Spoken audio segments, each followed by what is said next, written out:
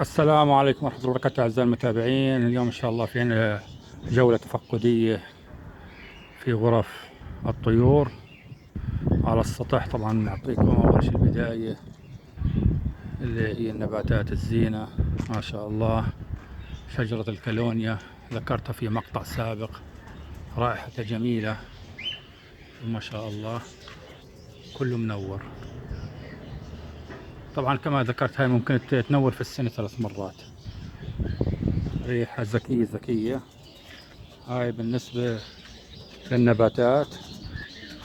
ننتقل إلى الغرفة الصغيرة الكوكتيل، نظام الأقفاص فردي تبارك الرحمن. طبعا إخواني لسه أنا ما بلشت الموسم التفريخ، بس هذول لسه موجود حواضن. أما الغرفة الكبيرة كل الحواضن أزلتها. تبارك الرحمن، الله يرزق الكل. هاي طبعا غرفة فقط للكوكتيل، كلها تقريبا أزواج.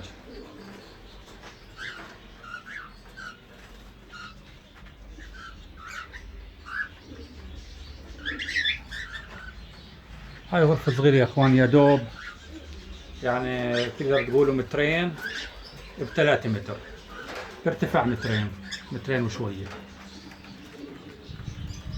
هاي بالنسبة للغرفة الصغيرة للكوكتيل.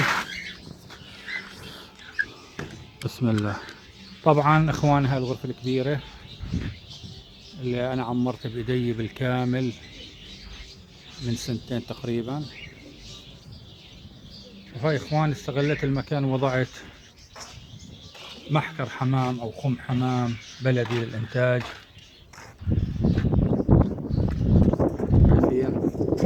هاي طبعا في ناس ما شافت المقاطع بالسابق، خليها تشوف. هاي مجموعة ازواج. هاي الخانة الاولى، بسم الله. وطبعا هاي الخانة الثانية، خانتين تقريبا فيهم بحدود المترين مجموعهم ما شاء الله تبارك الرحمن. هاي لهواة تربية الحمام.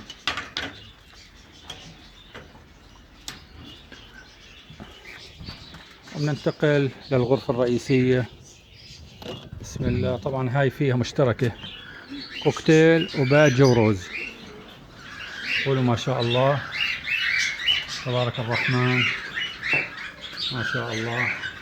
هاي تربية جماعية، أو هي كانت في الأساس سلاكة كبيرة لوضع المخاليف، ولأن ما كنت يعني أنوي إنه أربي جماعي، وضعت شوية أعشاش وما مشي الحال، فقلنا ننتظر الموسم بعد الغيار وإن شاء الله الله يرزق. شلت الحواضن كلها،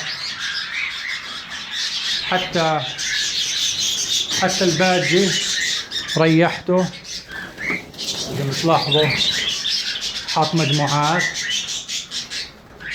هاي كلها طيور منتجة ريحتها. وهاي الأقفاص اللي من الزوجات يعني جداد، في طيور جديد بزوجها عادي انه تنتج مدام طلعت من غير ريش. طيب هاي عندك روز، فوق في روز، هنا في روز لاتينو، هنا روز اخضر.